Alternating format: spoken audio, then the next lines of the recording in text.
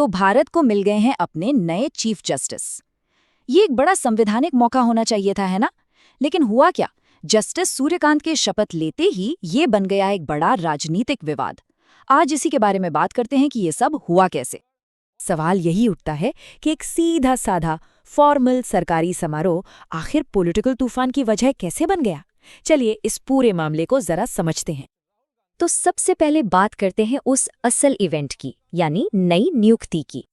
हाँ, तो जस्टिस सूर्यकांत अब देश की न्यायपालिका के सबसे बड़े पद पर हैं। राष्ट्रपति द्रौपदी मुर्मू ने उन्हें शपथ दिलाई और देखिए, उनका जो कार्यकाल है करीब करीब 15 महीने का, उसे देश के जुडिशियल फ्यूचर के लिए काफी अहम माना जा रहा है। और ये कोई छोटा मोटा इवेंट नहीं था, मतलब एक हाई प्रोफाइल समारोह था। कौन कौन नहीं था वहाँ? प्रधानमंत्री नरेंद्र मोदी, गृह मंत्री अमित शाह, उपराष्ट्रपति जगदीप धनखड़, सत्ता के सारे बड़े नाम वहां मौजूद थे। तो आप समझ सकते हैं कि माहौल कितना गंभीर और कितना जरूरी था। लेकिन इतनी सारी बड़ी हस्तियों के बीच एक खाली कुर्सी थी जिसने सबका ध्यान खींच लिया, और बस यहीं से पूरी कहानी में एक ट्विस्ट आ गया। और वो खाली कुर्सी किसकी थी? वो थी लोकसभा में विपक्ष के नेता राहुल गांधी की। और उनका इस इतने जरूरी संवैधानिक प्रोग्राम में ना होना, बस यही बन गया पूरी पॉलिटिकल बहस की जड़। और जाहिर है इस पर रिएक्शन आने में बिल्कुल देर नहीं लगी, और सबसे पहले आवाज आई सत्ता पक्ष की तरफ से। भारतीय जनता पार्टी यानी बीजेपी ने इस मुद्दे को तुरंत लपक लिया। उन्होंने राहुल गांधी के न आने को एक गंभीर चूक बताया और सीधे सीधे एक पॉलिटिकल अटैक शुरू कर दिया। इस अटैक को लीड किया बीजेपी के नेशनल स्पोक्सपर्सन CR केसवन ने। उन्होंने सोशल मीडिया प्लेटफॉर्म X पर एक पोस्ट किया। उन्होंने अपने पोस्ट में इसे सीधा सीधा संवैधानिक प्रक्रिया का अपमान बताया। उनका कहना था कि ये दिखाता है, और मैं कोट कर रहा हूं, हमारी संवैधानिक प्रक्रिया के प्रति गहरी अवहेलना और डॉक्टर बाबा साहेब अम्बेडकर जी के संविधान के प्रति अरुचि। अब इस बहस में सिर्फ वही नहीं थे, बीजेपी IT सेल के हेड अमित मालविया, वो भी इसमें शामिल हो गए। अमित मालवीय ने तो इसे राहुल गांधी का एक पैटर्न ही बता दिया। उन्होंने लिखा, विपक्ष के नेता राहुल गांधी एक बार फिर गायब थे। उन्होंने आगे ये भी सवाल उठाया कि आखिर कोई इतना जरूरी संवैधानिक कार्यक्रम कैसे छोड़ सकता है, और वो है कहाँ?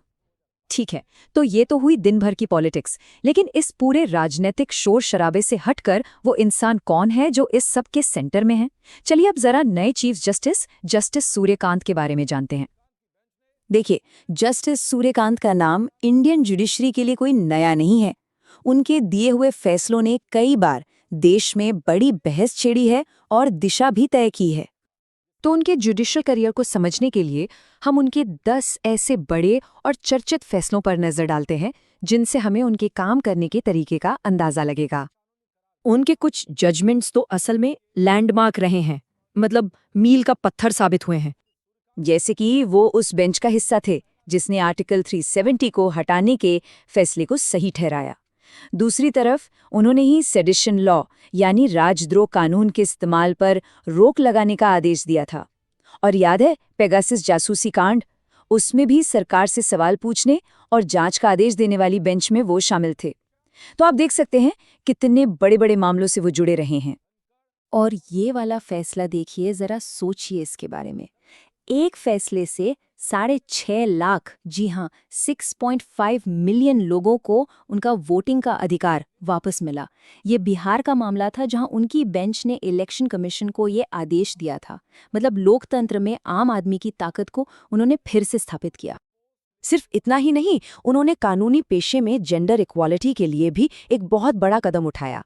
उन्हीं के निर्देश पर देश के सभी बार एसोसिएशंस में महिलाओं के लिए 1/3 यानी 33.3% सीटें रिजर्व की गई। ये वाकई एक बहुत ही प्रोग्रेसिव फैसला था।